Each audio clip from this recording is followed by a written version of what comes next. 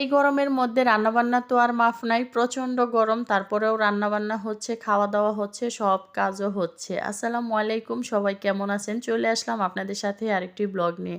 এত গরম পড়ছে যে গরমে কি রান্না করব আর কি খাবো, কোথায় বসবো, কোথায় শোবো, সবকিছুই আসলেই চিন্তার বিষয়।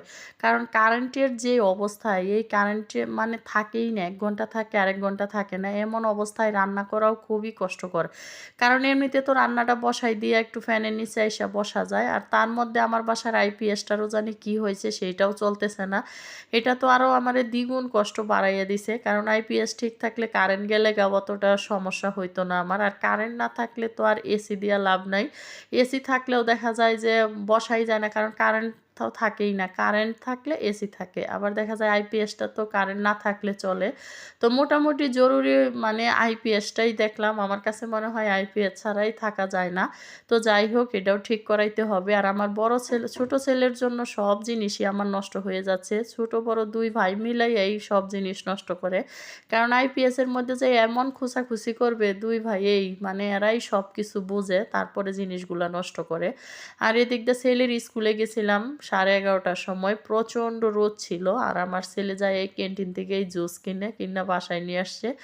বড় ছেলে স্কুলে যায়, যাওয়ার পরে একদিন খাতা হারাইয়া রাইখা আসে, একদিন বই ফালাইয়া রাইখা আসে, একদিন পেন্সিল খুঁজা পাই না। এই হচ্ছে তার অবস্থা।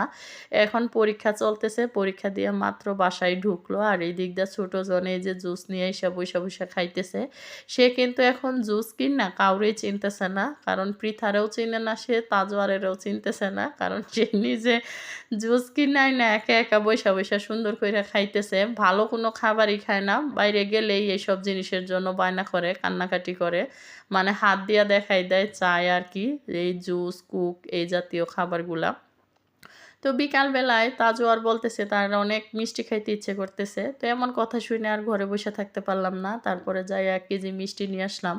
মিষ্টিগুলা আইনা টেবিলে রাখছি। আর এদিক দিয়ে দেখি তোরা চেয়ারে উইঠা সবগুলা মিষ্টি এইভাবে ভাঙছে। ইঁদুরের মতো টোকাইছে।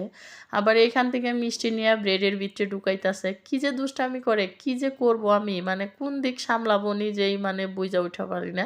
কারণ হচ্ছে একবার সে মিষ্টি ধরতেছে, একবার ব্রেড নষ্ট করতেছে, একবার কলা নষ্ট করতেছে। আর আমি তো একটু ভিডিও করতেছি। এখন আমি তো একা মানুষ।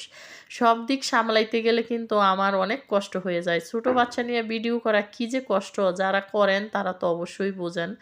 আর এটা হচ্ছে শুক্রবারের রান্নাবান্না, একটু দিয়ে দিলাম ভিডিওতে। কারণ যেহেতু এডিট করতেছি, আমার ভিডিও করাই থাকে। এত ভিডিও পরে একসাথে জমা হয়ে যায়। এর জন্য রান্নাগুলাও দিয়ে দিলাম।